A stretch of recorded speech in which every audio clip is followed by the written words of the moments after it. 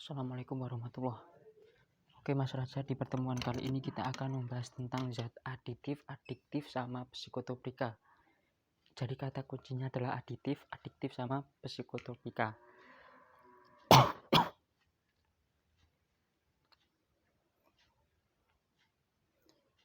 Satu, zat aditif.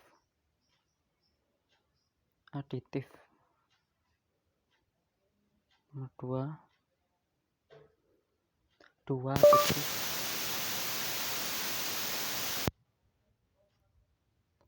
Adiktif.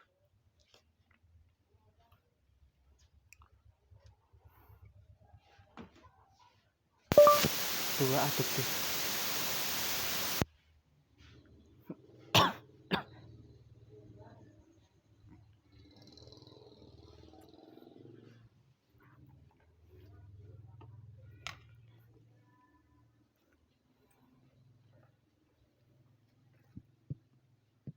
Adiktif.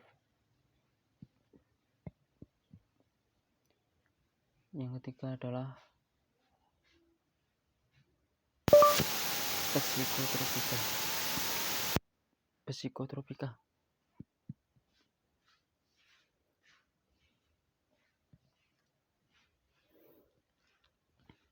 Oke, jadi di unit pertama ini di modul ke-9 itu ada 3 bahasan, yaitu ada aditif, adiktif, sama psikotropika. Di sini coba Mas Raja diperhatikan pada nomor 1 dan nomor 2 ini berbeda ya. Aditif sama adiktif itu perbedaannya pada huruf K, dan ada huruf K dan ada tidak ada huruf K. Jadi tolong dicermati di sini aditif sama adiktif. Untuk pengertiannya, kalau yang aditif itu adalah zat yang untuk sebagai tambahan pada makanan, bisa saja itu zat pewarna, zat pengawet, atau zat penyedap rasa dan lain sebagainya. Dan intinya aditif itu tambahan, berarti berupa zat tambahan, dan zat aditif ini tidak menimbulkan ketergantungan. Kemudian zat aditif ini dibagi dua lagi, jadi ada zat aditif yang alami, kemudian ada yang sintetis. Jadi yang alami itu seperti contoh pada garam nih. Oke, zat aditif yang A ini ya. Kita masuk ke zat aditif. Jadi zat aditif di sini dibagi dua lagi, alami sama sintetik di sini. Alami sama sintetik. Yang alami itu berasal dari sumber alami. Seperti contoh itu pada menggunakan nih pemanis gula tebu, pemanis gula kelapa. Kalau ini zat aditif sebagai pemanis ya. Dan seperti contoh kimia itu ada, kalau yang sintetik itu kimia berupa buatan ya, jadi dari bahan kimia yang memiliki sifat serupa dengan zat alami sejenis. Oke, kembali ke zat aditif tadi.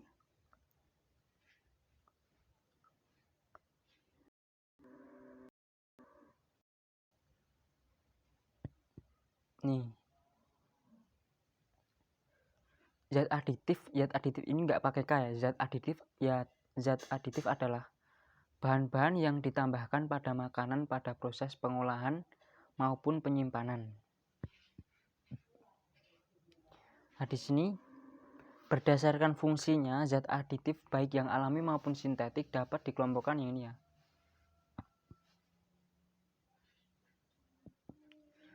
Berdasarkan fungsinya dapat dikelompokkan menjadi, di sini ada zat penyedap rasa, zat pemanis, zat pewarna, zat pengawet, zat pengenyal. Jadi di sini ada 5 pengelompokan lagi,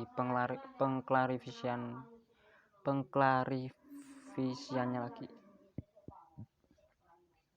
Yang pertama itu ada zat penyedap rasa.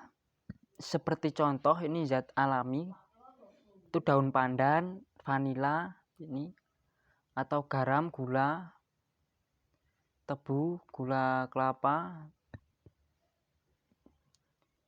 ini ya, dan lain sebagainya, itu contoh yang alami.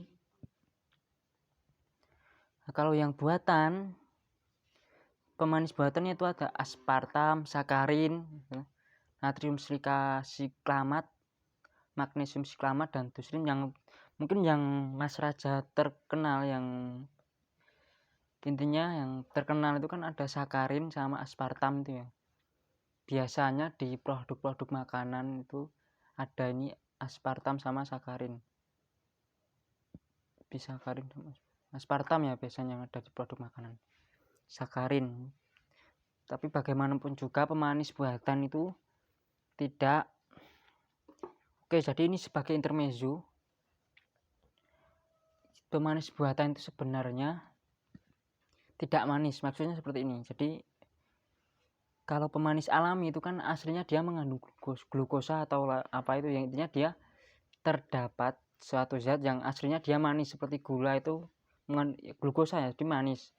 Berbeda dengan pemanis buatan itu seperti aspartam ini, aslinya itu dia tidak manis, tapi intinya dia menghacker, apa ya istilahnya, intinya seperti menghacker otak. Jadi di lidah itu sebenarnya dia tidak manis, tapi ya itulah bukan ya itulah, maksudnya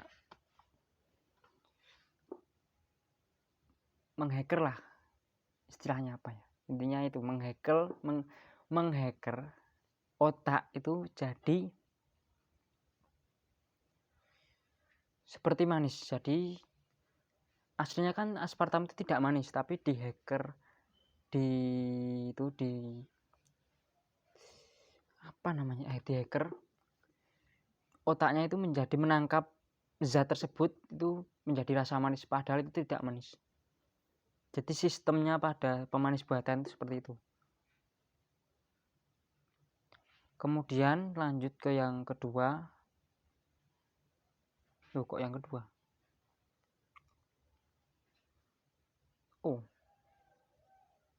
Oh ini kebalik ya. Oke, kita ulangi. Jadi pada zat adiktif itu kan tadi ada pembagiannya sintetik maupun alami, itu dibagi 5 lagi, yaitu ada penyedap rasa, zat pemanis, zat pewarna, zat pengawet, dan zat penyal. Di sini ya.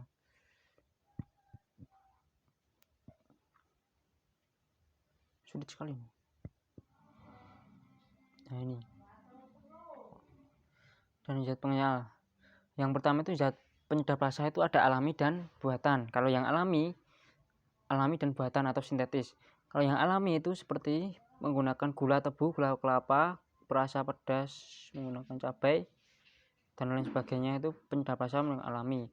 Kemudian kalau yang penyedap rasa yang buatan itu seperti menggunakan micin, itu MSG ya, monosodium glutamat di sini. Nah, MSG monosodium glutamat, micin.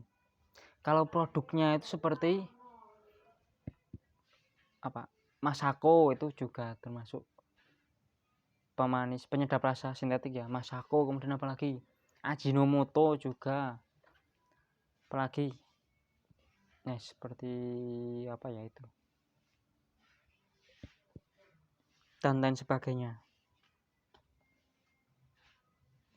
Di sini makanan yang diberi vetsin ini akan berasa lebih sedap, namun bila digunakan berlebihan akan menimbulkan sakit kepala, mual, mudah letih, dan sesak nafas.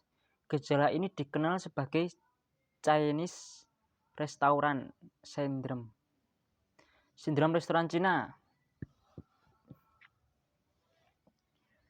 Jadi penyakit yang diakibatkan dari pemanis penyedap rasa buatan seperti Ajinomoto, Masako, yang pada dasarnya itu adalah MSG ya, monosodium glutamat.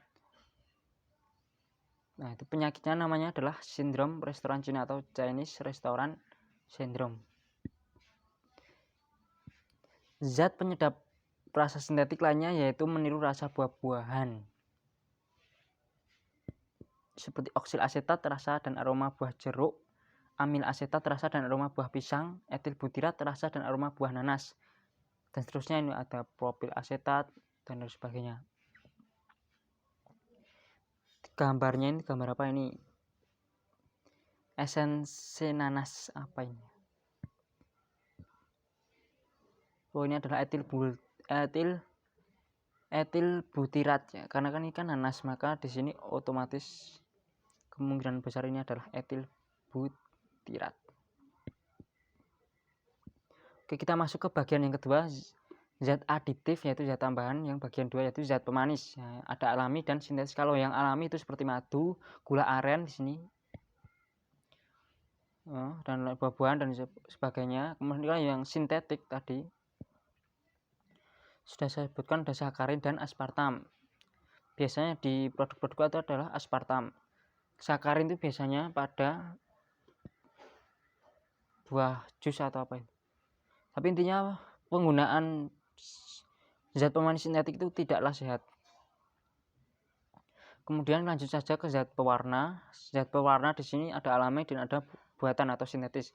Kalau yang alami itu seperti menggunakan rosella atau daun jati, di mana nanti makanannya mungkin akan berubah menjadi hijau.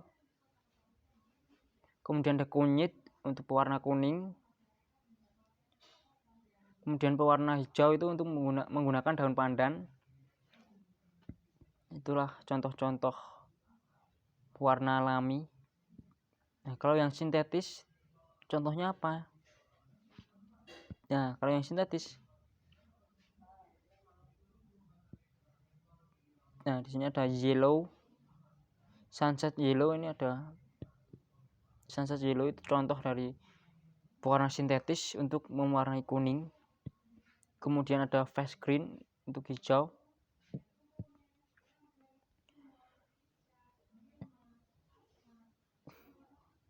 Nih, ada hal yang penting harus kita sampaikan di sini. Ada kenyataan di lapangan yaitu pemakaian pewarna tekstil digunakan untuk mewarna makanan, dan ini sangat berbahaya. Jadi ini berbahaya ya bagi tubuh karena bisa menyebabkan kanker. Berdasarkan hal ini maka perlu dikenali zat pewarna yang memang diperuntukkan untuk makanan dan minuman. Ada ciri pewarna tekstil yaitu warna yang mencolok. Pengolahan makanan menggunakan pewarna tekstil karena harganya murah tanpa memperdulikan efek karsinogen penyebab kanker. Jadi kenapa banyak pedagang mungkin yang menggunakan pewarna makanan tersebut? Karena apa? Karena harganya murah. Kemudian para pedagang juga tidak menghiraukan kalau itu dapat menyebabkan efek karsinogen atau kanker tadi. Jadi ya cukup kita kalau bisa harus memakan makanan yang kalau bisa ya alami. Tapi sebenarnya yang sintetis itu ada manfaatnya juga, tapi oke, seperti contoh saya contohkan garam, masako, penggunaan masako, micin dan sebagainya itu sebenarnya itu memang tidak baik kalau kebanyakan, tapi kalau sedikit-sedikit itu sebenarnya ada gunanya. Seperti contoh orang yang asam urat atau kalau nggak salah asam urat ya, atau penyakit diabetes, asam urat itu kalau makan makanan yang terlalu asin itu kan tidak boleh atau dilarang. Maka penggunaan micin itu diperbolehkan. Jadi ketika dia makan kok rasanya enak, nah itu salah satu manfaat dari penggunaan micin.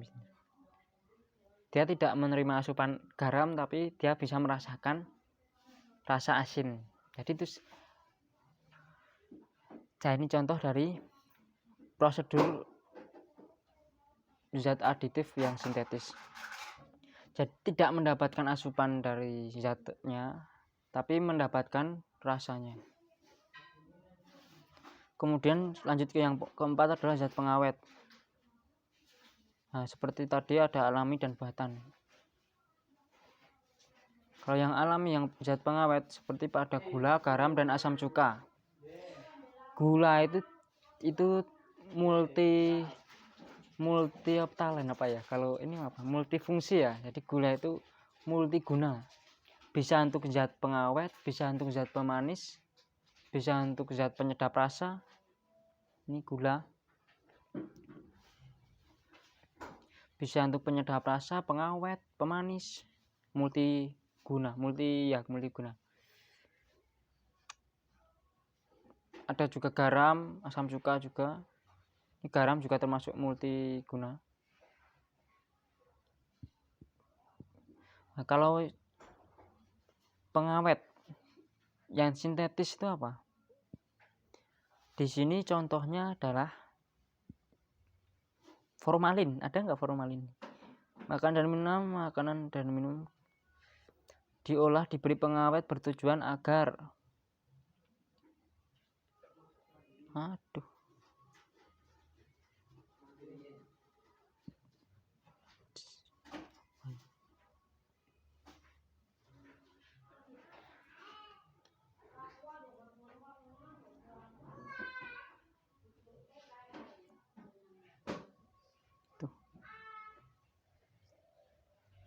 sampai mana ini ya?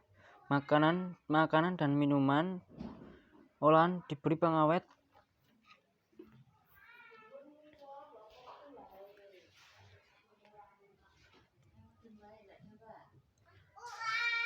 bertujuan agar dapat lebih lama disimpan. Kita tahu bahwa makanan yang kita konsumsi tersusun oleh zat-zat organik yang mudah busuk karena kegiatan mikroorganisme. Beberapa contoh makanan yang mudah busuk yaitu daging, susu, sayur, dan buah.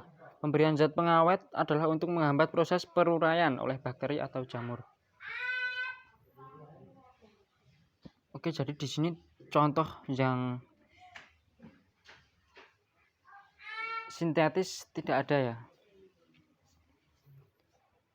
Kalau saya mungkin bisa menyebutkan contoh zat pengawet sintetis tapi sebenarnya bukan untuk makanan, yaitu formalin.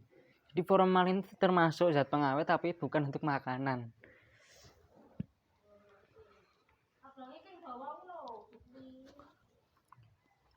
Sehingga mungkin tidak masuk dalam pembahasan, sehingga tidak masuk dalam di sini ya, karena kan itu bukan untuk makanan. Jadi formalin bukan untuk makanan.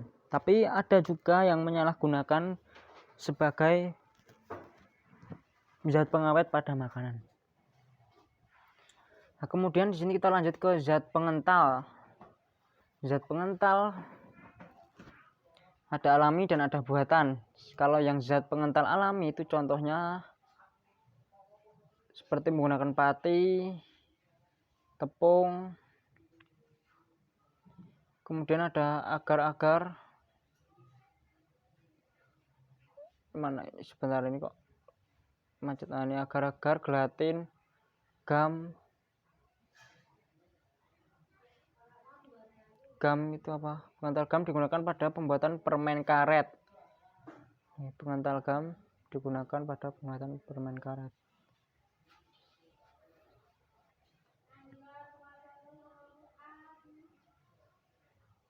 Ini ada lagi capcay.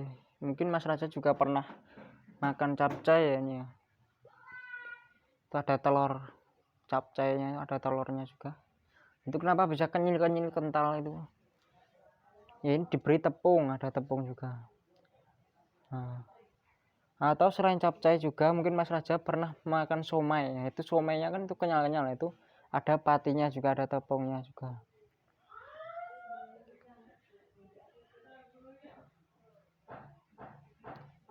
Ini pentol bakso juga ada di sini, pentol bakso.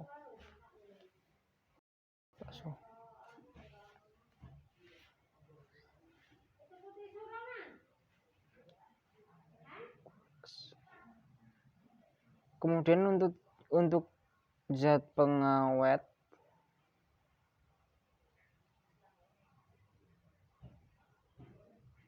nah ini, maka penyajian pentol bakso tidak boleh menggunakan borak, tetapi dengan mengatur proporsi antara pati tepung dengan lumakan daging sapi.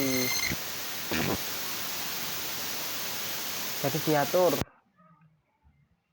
takarannya, daging sapinya berapa, patinya berapa, digabungin nanti akan jadi pentol bakso. Dia agak kenyal nantinya. Oke, kalau yang pengental tuh ini borak gitu ya. Ya ini contoh yang sintetis, pengental sintetis borak.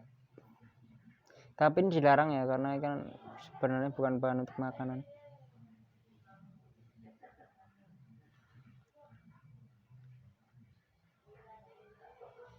sini ya, ini sangat perlu diperhatikan. Pemakaian zat aditif buatan atau sintetik pada makanan dan minuman harus selektif. Ya, jadi harus dipilih. Yang diperbolehkan hanya food grade, yaitu untuk makanan atau minuman manusia. Nah, kalau borak itu kan bukan untuk makan, bukan untuk manusia, jadi itu tidak termasuk food grade. Sama juga formalin juga bukan termasuk food grade dan lain sebagainya. Nah, ini sebagai penugasan juga. Oke, jangan yang inilah. Nah, ini nanti saya jadikan tugas ini. Zat adiktif, zat pewarna, ini bagus buat tabel nanti di sini. Nah, sekarang kita masuk ke pembahasan.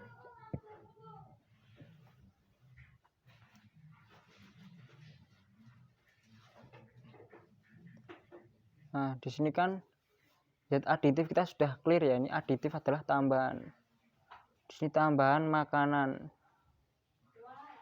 entah itu pemanis, entah itu penyedap, dan ada 5 tambahan makanan.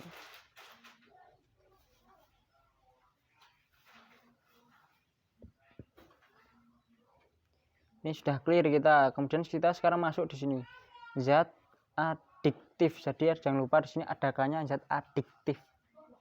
Ada K di sini, jangan lupa ada K-nya di sini, adiktif. Ini aditif tidak ada K-nya, ini adalah tambahan makanan. Kalau yang adiktif itu ada K-nya. Nah, itu apa zat adiktif? Zat adiktif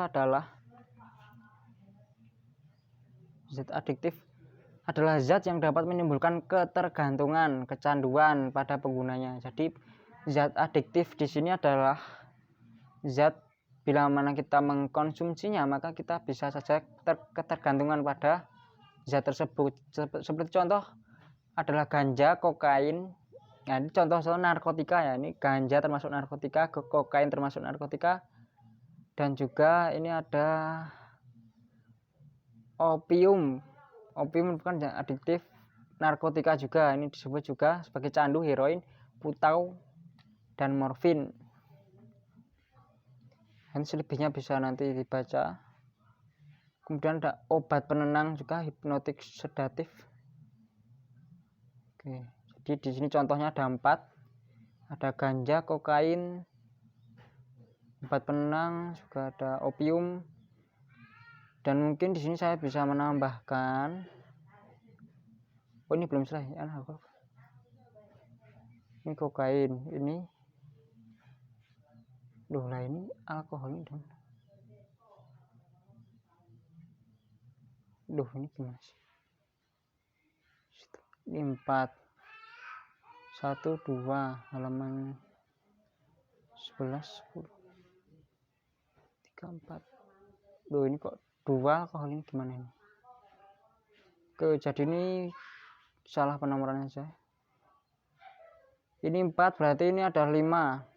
Yang kelima adalah alkohol. Contohnya adalah alkohol yang dikonsumsi manusia adalah cairan yang mengandung etanol, yang termasuk adiktif ya. Jadi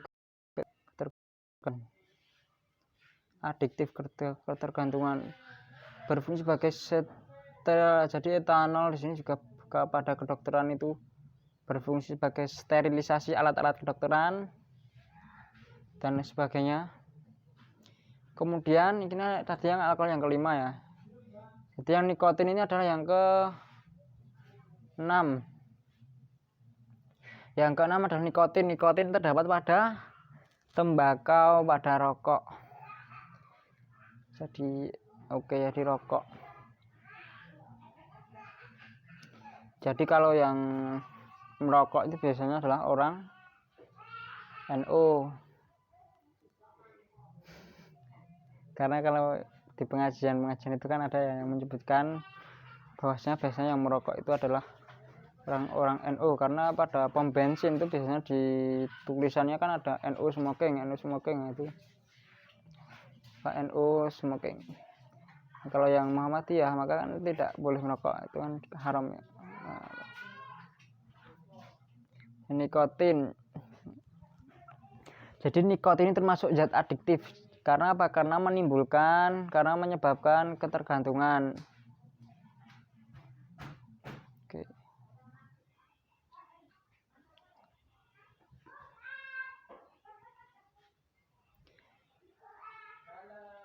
Tapi meskipun di sini semuanya ada banyak efek negatifnya, tapi tetap ada efek positifnya. Seperti nikotin itu membuat orang tidak mengantuk, menjadi lebih, intinya. Tapi bagaimanapun juga tetap banyak efek negatifnya. Kalau alkohol itu meskipun efek positifnya jelas ada ya, seperti sterilisasi kedokteran, kompres penurun panas, sterilisasi luka dan lain sebagainya, tapi tidak untuk diminum ya. Kemudian kokain, ganja itu sebenarnya juga ada efek positifnya. Ganja itu sebenarnya untuk obat-obatan tapi hanya disalahgunakan, kadang ada yang menggunakannya untuk mabuk-mabukan. Kemudian kokain juga sama aja, ada penyalahgunaan saja. Jadi kalau zat adiktif itu biasanya berhubungan dengan narkotika. Tapi kata kuncinya kalau zat adiktif, ini macet lagi ini. Duh. Macet lagi guys. Tunggu aja. Oke, jadi zat adiktif, sambil menunggu aplikasinya berjalan saya jelaskan. Jadi zat adiktif itu kata kuncinya pada ketergantungan. Jadi kalau zat aditif dan adiktif perbedaannya pada ketergantungan. Kalau zat aditif tadi kan adalah tambahan, biasanya tambahan makanan seperti garam dan lain sebagainya. Tapi di sana tidak terdapat ketergantungan. Berbeda dengan zat adiktif yang menimbulkan ketergantungan. Dan bukan termasuk tambahan makanan juga. Jadi di sini sangat, meskipun namanya hampir sama tapi tetap pengertiannya jelas sekali berbeda. Oke, sampai nikotin di sini. Kemudian kita masuk, selebihnya bisa dibaca. Kemudian kita masuk ke yang terakhir adalah zat psikotropika. Nah, zat psikotropika ini adalah apa? Zat atau obat baik alamiah maupun sintetis, bukan narkotika, yang berkhasiat psikoaktif melalui pengaruh selektif pada susunan saraf pusat yang menyebabkan perubahan khas pada aktivitas mental dan perilaku. Jadi psikotropika ini kata kuncinya adalah obatnya. Jadi obat alamiah maupun sintetis. Jadi intinya adalah obat, bukan narkotika. Meskipun psikotropika ini, zat atau obat ini, ada yang disalahgunakan untuk mabuk-mabukan, tapi pada dasarnya ini bukanlah narkotika. Seperti pil anjing, pil ekstasi ini ya, ini adalah pil anjing atau pil ekstasi. Ini sebenarnya adalah psikotropika, bukan narkotika. Hanya saja ada yang menyalahgunakannya untuk mabuk-mabukan, untuk apa, ngefly, apa itu istilahnya kalau yang anak gaul itu. Kemudian di sini psikotropika yaitu ada golongan 1, golongan 2 dan seterusnya sampai golongan 4. Nah, golongan 1 itu bagaimana? Golongan 1 adalah kelompok psikotropika yang mempunyai daya menimbulkan ketergantungan tertinggi, hanya digunakan untuk kepentingan ilmu pengetahuan dan tidak untuk pengobatan. Nah, di sini jadi pada psikotropika ternyata ada juga ketergantungannya. Tapi di sini kata kuncinya adalah obat. Jadi meskipun ketergantungan, tapi di sini adalah untuk obat. Berbeda dengan zat adiktif tadi, dimana bukan obat. Mungkin bisa menimbulkan ketergantungan, tapi di sana bukan obat. Seperti rokok itu bisa menimbulkan, rokok itu kan mengandung nikotin. Nah, nikotin kan bisa menyebabkan ketergantungan, tapi di sana bukan obat. Meskipun ada juga yang bila mana sakit terus merokok sembuh itu. Mbok menawa ada itu. Oke, lanjut ke pembahasan di sini. Jadi psikotropika dibagi 4 golongan, 1 sampai 4. Di sini yang pertama adalah zat tertinggi. Di sini menimbulkan ketergantungan yang sangat tinggi, di mana tidak boleh digunakan untuk pengobatan, hanya boleh digunakan untuk penelitian, kepentingan ilmu pengetahuan. Kemudian yang kedua, golongan 2 itu adalah kelompok psikotropika yang mempunyai daya ketergantungan menengah, digunakan untuk kepentingan ilmu pengetahuan dan pengobatan. Jadi di sini juga boleh untuk pengobatan. Contoh sepertinya amineptina dan metilfenidat. Kemudian yang ketiga itu ada psikotropika. Golongan 3 adalah jenis psikotropika yang mempunyai daya menimbulkan ketergantungan sedang, mempunyai khasiat, digunakan untuk kepentingan ilmu pengetahuan dan pengobatan. Sedang dan menengah itu bedanya apa?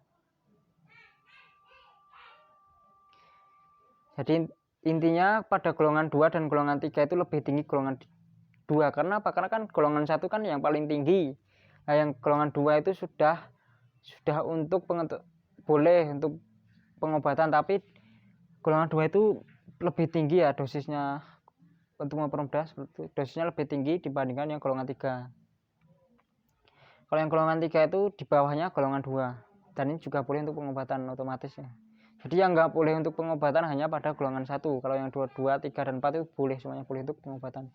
Kemudian kita lanjut ke golongan, ini contohnya kembali ke yang 3 tadi, yang golongan 3 contohnya ada amobarbital dan pentobarbital. Oke, kita lanjut ke psikotropika golongan 4.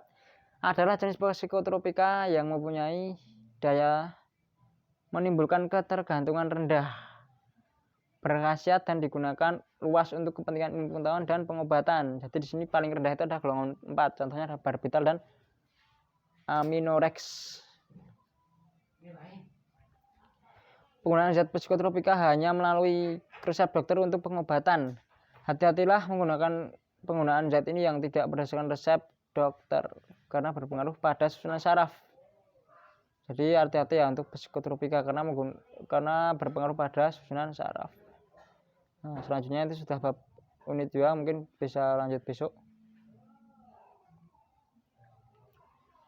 Oke, jadi di sini ya zat adiktif adalah apa? Zat adiktif kata kuncinya adalah ketergantungan.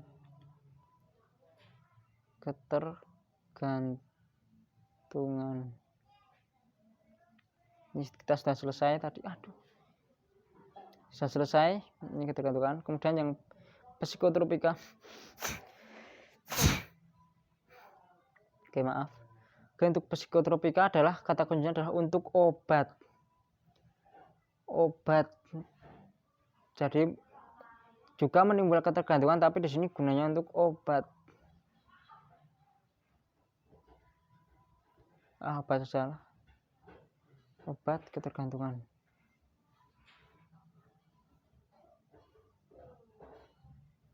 Tapi juga ada yang bukan untuk obat ya.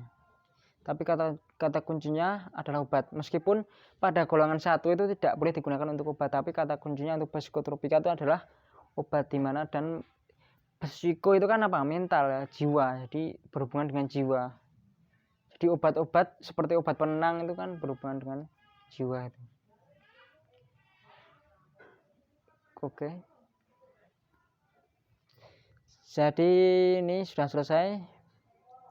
Jadi di pembahasan di unit pertama ini kita membahas 3 ini, adiktif, psikotropika ini bisa ya, ini gampang sekali. Oke, untuk pertemuan kali ini mungkin sudah sampai di sini saja.